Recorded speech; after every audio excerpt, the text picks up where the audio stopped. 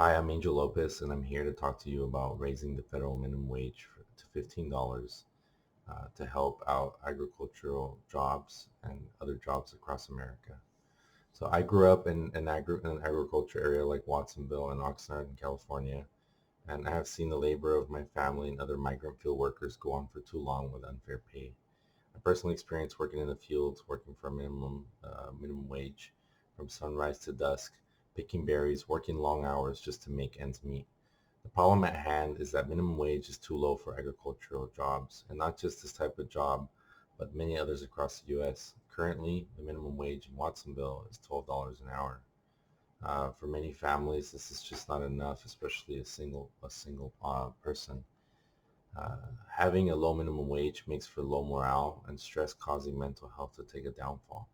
According to studies by leading economists, found that employees' morale and work ethic increase when employees feel their work is paid a fair wage. With the pandemic still going strong, we must support the Raise the Wage Act, which seeks to raise the federal minimum to $15 by 2025. And we need to take steps to implement it sooner for those in need, such as agricultural workers. Um, so we need to raise awareness and support so we can bring this up sooner than the 2025 year goal. So too many jobs go underpaid, and its families are even taking tight budgets for food and children, with housing and no luxury spending like vacations or clothes. First, let's look at conditions for field workers. The first problem is the working conditions for field workers. The long hours and the low wages is physically taxing and detrimental to mental health. This is especially more true in the current pandemic. According to the public health researchers at University of California, Berkeley, the white paper that was published reports that between mid-July and November 20th, 13% of the 1,091 Salinas Valley farm workers enrolled in the study tested positive for 19%. In California, at that same time, only 5% of the population had tested positive for COVID-19, and that was from the beginning of the pandemic until November.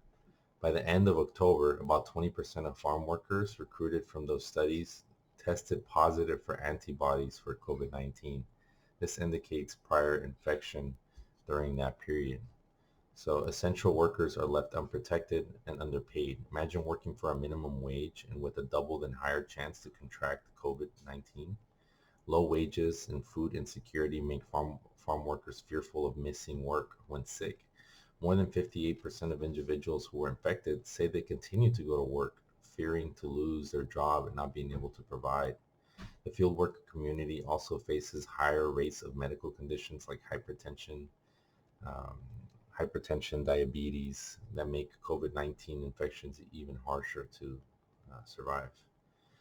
Second, raising the minimum wage to $15 will especially be beneficial to workers of color. According to the Quarterly Journal of Economics, nearly one third, 31% of African Americans, and one quarter, 26% of Latinos would get a raise. Almost one in four, that's about 23% of those who would benefit, is either a black or a Latina woman. African Americans and Latinos are paid 10 to 15% less than white workers with the same characteristics. So $15 is by not any means to completely solve the issue at hand, but it does help tremendously. Across the U.S., a single adult with no children needs about $31,200, which is a full-time worker earns $15 an hour to live a modest standard of living.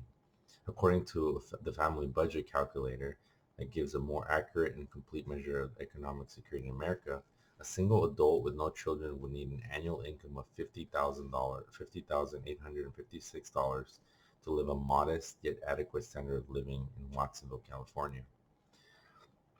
Third is the higher minimum wage would also help all of America, especially essential frontline workers, which is about 60% of workers. This includes substitute teachers, nursing assistants, home health aides, grocery store workers, restaurant workers.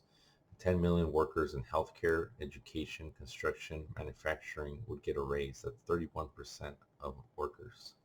So more employers are raising their starting pay scales to $15 or higher, like Amazon, and urge others to follow the same. In In conclusion, it's clear that not only farm workers need a higher minimum wage, but they also deserve it.